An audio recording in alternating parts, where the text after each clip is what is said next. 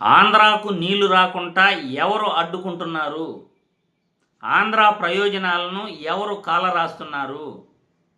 ABN Venkatakrishna మాటల్లోనే మనం అందరం సోషల్ మీడియాలో వైరల్ అవుతున్న వీడియో ద్వారా ఇప్పుడు చూడబోతున్నాం. ఏబిఎన్ వెంకటకృష్ణ ఏం మాట్లాడాడు అనేది చూసే ముందుగా మన గొంతు ప్రజలకు వినపడాలి, మన వీడియోలు ప్రజల్లోకి వెళ్ళాలి.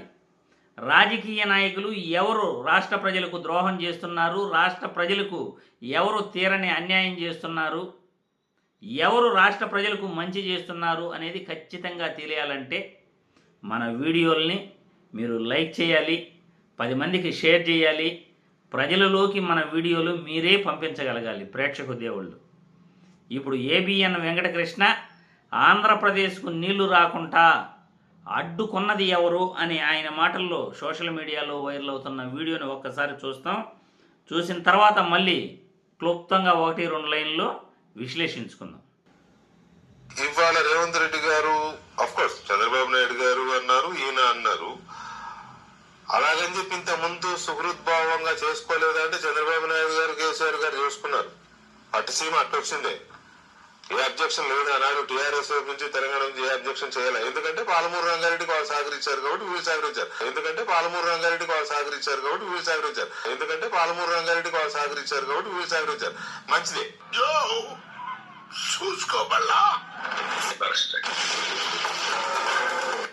ఇవాళ రేవంత్ రెడ్డి గారు చూశారు కదా, ఏబిఎన్ వెంకటకృష్ణ గారి మాటల్లోనే నిజాలు అప్పుడప్పుడు బయటపడుతుంటాయి. అందుకే మీ అందరికీ కూడా కళ్ళు తెరిపించాలి, ఎవరు రాష్ట్రానికి తీరని అన్యాయం చేస్తున్నారు అనేది ఖచ్చితంగా చూపించాలి.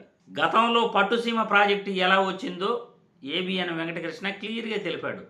సిబిఎన్ గారు, కేసీఆర్ గారు ఇద్దరు కుమ్మక్కైనారు కాబట్టి ఆ రోజు పాలమూరు రంగారెడ్డి ప్రాజెక్టులు అక్రమ కట్టడాలకు చంద్రబాబు నాయుడు సహకరించాడు కాబట్టి పట్టుసీమ ప్రాజెక్టు ఈయన చేయగలిగాడు.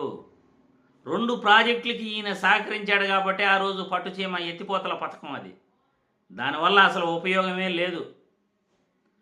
ఎందుకంటే పోలవరం కుడికాలవే పట్టుసీమ ప్రాజెక్ట్ అన్నమాట. దానికి కూడా అప్పట్లో 1350 కోట్లు చంద్రబాబు నాయుడు దారపోశాడు వృధాగా. ఎందుకంటే చంద్రబాబు నాయుడు చేసే పనులన్నీ కూడా ఇలాగే ఉంటాయి.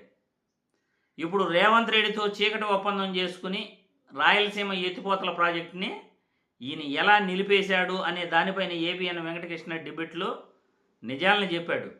గతంలో చంద్రబాబు గారు, కేసీఆర్ గారు కూడా కుమ్మక్కైనారు. అందులో నుండి పుట్టింది పట్టుసీమ.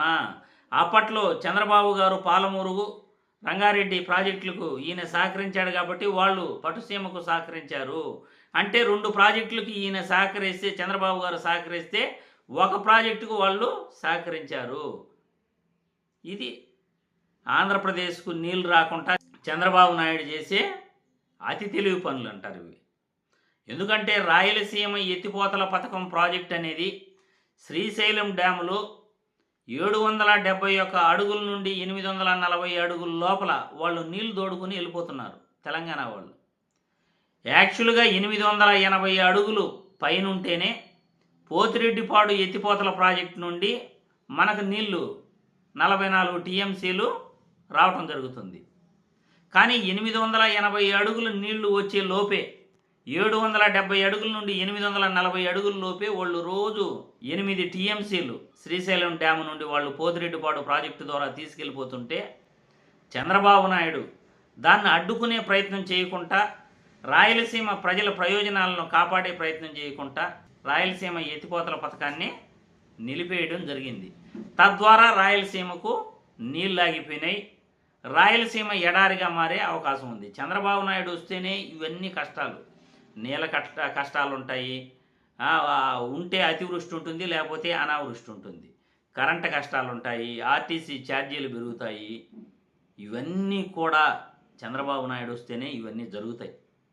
ఇప్పుడు ఆంధ్రాకు నీళ్లు రాకుండా చంద్రబాబు నాయుడు గతంలో ఎలా ద్రోహం చేశాడో 2 ప్రాజెక్టులకు తెలంగాణకు సహకరించి ఒక ప్రాజెక్టుకు ఎత్తిపోతల పథకం ప్రాజెక్టును కంప్లీట్ చేసుకున్నాడు అని ఏబిఎన్ వెంకటకృష్ణ మాటలు మీరందరూ కూడా చూశారు. దీనిపైన మీ అభిప్రాయాలను కూడా తెలియజేయాలని నేను వీడియో ద్వారా కోరుతున్నాను.